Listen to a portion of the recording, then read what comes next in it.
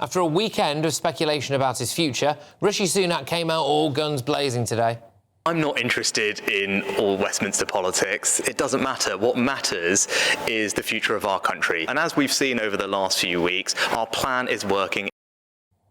Now, if that sounded familiar, here's a reminder of Sunak's favourite phrase.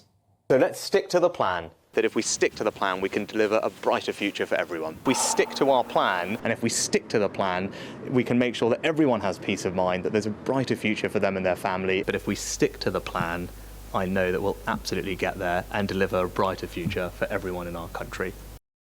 Oh, despite Mr Sunak's pleas, Kemi Badenoch was forced to pour cold water on rumours that right-wing Tory MPs are plotting to replace him with Penny Mordaunt before the next general election.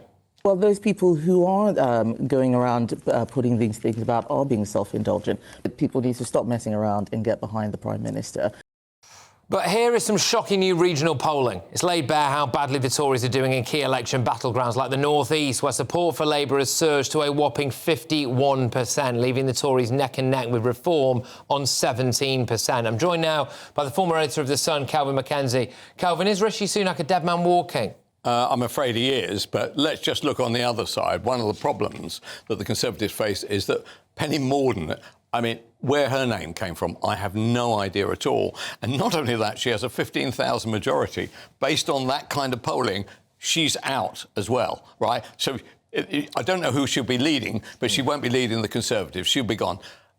The reality, of course, is that the economy is going to move. It is going to be better. Inflation will be down.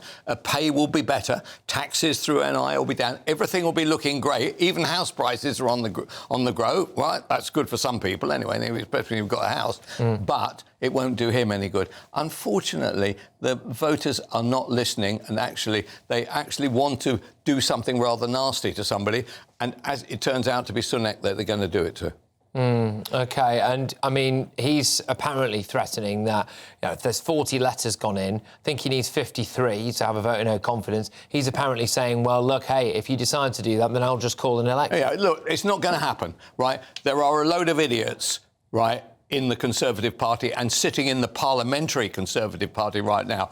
They will hang on until the end. The idea that they want to all blow themselves up and assassinate a leader and then kill their own careers stone dead. Nobody, after all, who would hire a Conservative MP anyway? Supposing you were running a business, right? You've got enough snitches and hopeless already on your staff. You don't need to hire one in from the Conservative Party. They are in very bad shape, I'm afraid. OK, now something today landed which sounded like a London-centric story, which I don't really like to do too much on this show. But then I thought, well, actually, hang on a minute. This has got consequences for everybody. People watching in the North East, in the North West, in the Midlands.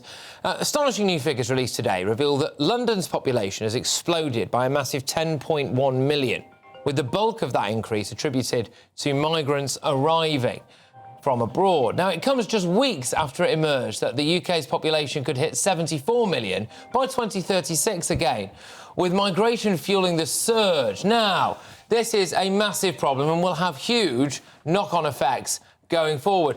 Kelvin, this pattern will be repeated in towns and cities the length and breadth of the UK, isn't it? Rapid population fueled by mass migration. Well, you wouldn't have to be a genius. Anybody who travels over the country, go on the London Underground, and you will see how a big change is. The biggest minority on the tube system right now is anybody who looks like me.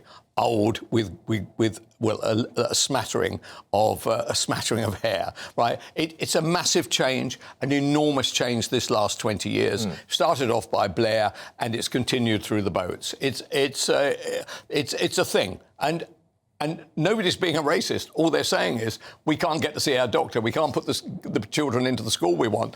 There is a reason for this. There is an explosion of people, and it's not even an explosion of people of the indigenous people either. Right? It's less. It's like 1.6 and we need 2.2 to continue. One of the reasons why this is such a big problem for everyone else as well is this will be happening in Birmingham, this will be happening in Manchester, albeit on a smaller scale. But when people who don't have to work in London for their specific job, OK, realise that there's 10.1 million other people in London, health prices are going up, they then leave as well. They then spread out across to other parts of the country, OK? So you end up with places like Deal, for example, or Brighton or whatever, and it all spills out over there, and then they end up in their areas suffering a massive, rapid population increase as well. Indeed, affecting the huge rents that you have to pay now, or huge amounts of money for a two-bedroom terrace in Folkestone turns out to be bizarrely expensive. So there are constant knock-ons, but we don't seem to have, and Starmer's not going to supply it. He's going to come up with some crackpot scheme about, oh, we'll send them back to somewhere. Oh, really? Where are you going to send them back to? The first thing that the migrants do as they arrive is they throw their passports into the water, so you don't know where they came from. So how is this going to work? We have a massive political problem, and that is why Reform is doing well, and that is why the Conservatives are not doing well.